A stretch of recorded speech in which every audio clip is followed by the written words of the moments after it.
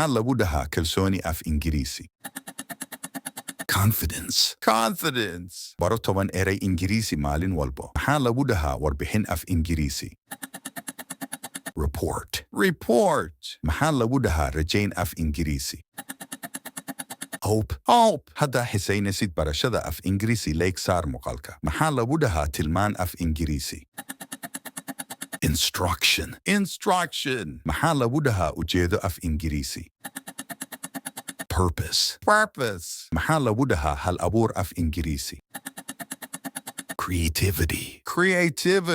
Maxaa lagu dhahaa ku talagal af Ingiriisi? Intention.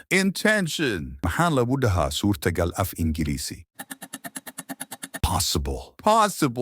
Maxaa lagu dhahaa qiyaas af Ingiriisi? Estimate. Mida ugu dambayso maxaa lagu dhahaa fursad af Ingiriisi? Haddaa jawaabta taqaanid nagu soo qor qaybta falada mahadsanid.